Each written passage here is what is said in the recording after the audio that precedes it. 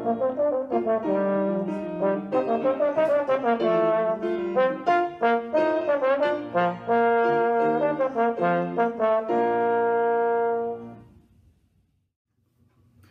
there, I am here to give you some helpful hints for those of you working on the Sarabanda and Gavotta by Corelli, which is found in the Concert and Contest collection. Actually, it's in the Euphonium book, but this is the piece that's required for trombone for all Southern, all state middle school. So what I suggest starting with is this first movement. You see it's marked largo, which means very slow. What I notice is most students play it way too fast. So practice with the metronome, put it at 60, and make sure you get used to playing it in a very slow tempo. The next thing is practice with a tuner.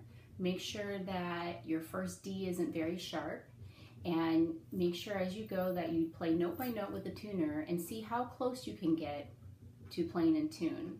One of the things I like to use is the Tunable app, and you can record yourself on that app, and then if you have an iPad and you listen back, you can watch your intonation.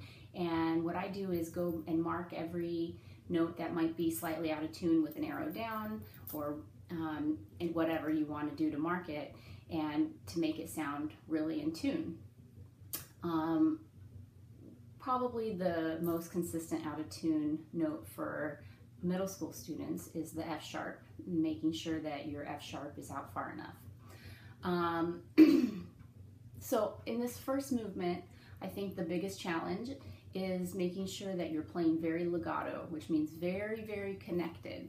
I want you to write in all your breath marks and see if you can make really long phrases. A lot of students will take too many breaths and it just makes it sound a little choppy. So see how long the phrase you can make and the fewest breaths possible. Next, when you are taking a breath, make sure that you are elongating the last note. A lot of people will play the phrase, and right as they go to take the breath, the last note gets chopped off really short. So see, when you listen back, make sure that the note is very, very long, and then you take a breath.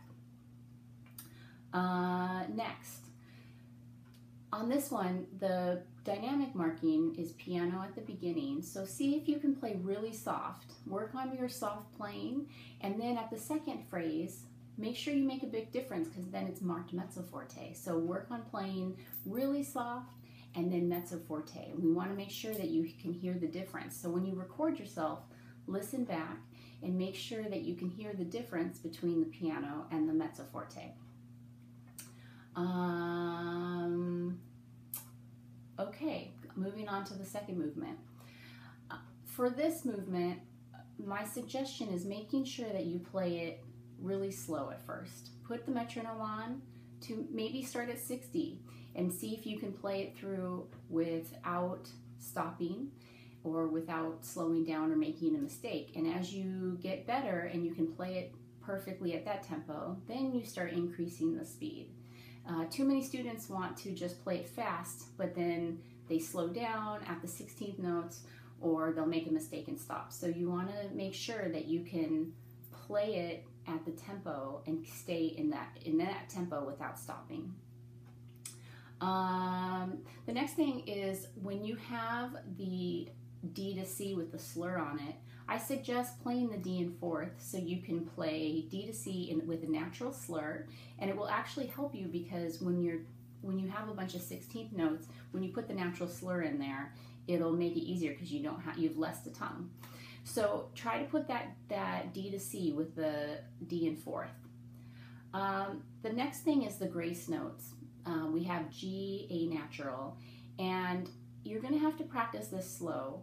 But what I notice is a lot of students, when they play the grace notes, are their second position, when they're going 4-2-4, their 2 is really too low. So make sure that when you're doing G, A, G, that you're getting your slide all the way into second, and then back to the exact same fourth you were at before.